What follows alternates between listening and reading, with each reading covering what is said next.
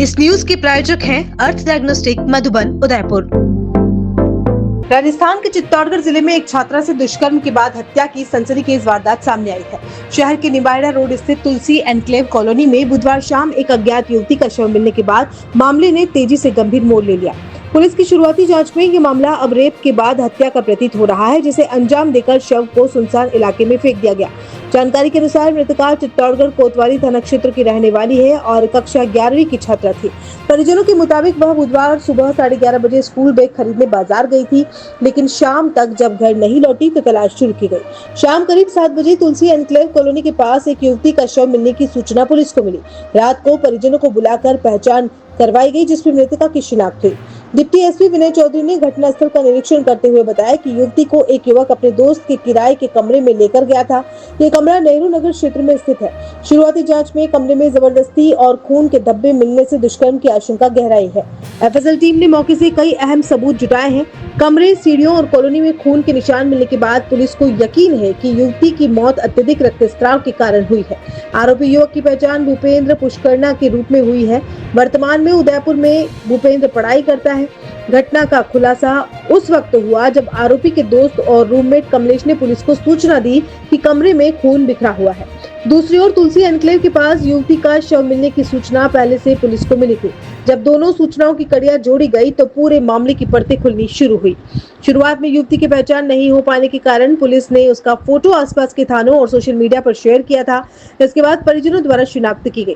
घटनास्थल पर पुलिस जाब्ता तैनात कर दिया गया है। इलाके को सील कर साक्ष्य सुरक्षित रखने की व्यवस्था की गई है। फॉरेंसिक टीम ने मौके से खून के नमूने, कपड़े, मोबाइल डेटा सहित अन्य अहम सुराग जुटाए हैं। वहीं पुलिस ने आरोपी की तलाश के लिए विशेष टीमें गठित की है और संभावना है कि जल्द ही गिरफ्तारी हो सकती है।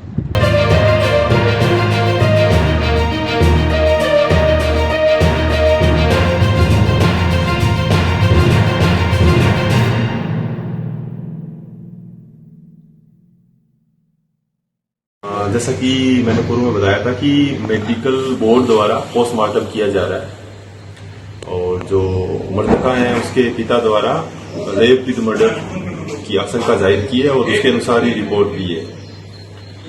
अभी एफएसएल को बुलाया गया है। इसमें 2 घटनास्थल हैं। एक घटनास्थल है जहां पे जो प्रथम घटनास्थल है जहां पे कुछ खून की बूंदें हैं, कुछ सबूत हैं, तो उनके लिए एफएसएल यहाँ पे सैंपल उठा रही है और एक जहां में बॉडी मिली थी उस घटनास्थल का भी जायजा लिया गया है एफएसएल द्वारा और एमओबी द्वारा। ट्रांसपेरेंट और ब्लड सैंपल, स्वाब वगैरह वो कलेक्ट किया गया है और कार्रवाई की जा रही है। सर क्या अभी तो जांच जारी है और जो भी जिनके ऊपर शक है उनसे पूछताछ की जाएगी, क्योंकि जो पीड़िता है उसकी मृत्यु हो चुकी है, तो कुछ भी कहना अभी जल्दबाजी होगी। कितने लोगों को अभी डिटेन नहीं किया गया, अभी तो पूछताछ फॉर्मल अनुसंधान जारी है। सर पुलिस को कब सूचना मिली और कैसे सूचना मिली थी?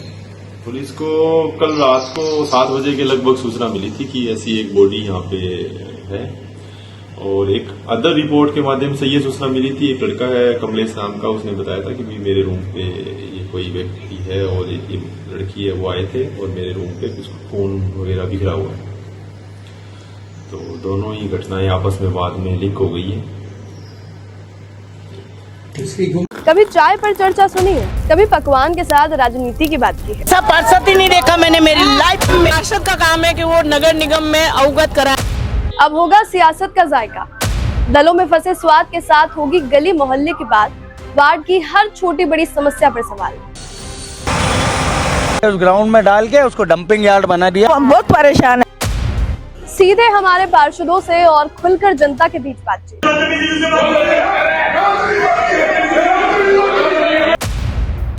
तो देखना मत भूलिए स्वाद के साथ सियासत का जायका, मेरे यानी किंजल तिवारी के साथ, सिर्फ और सिर्फ उदयपुर न्यूज और फिल्टरलेस पर।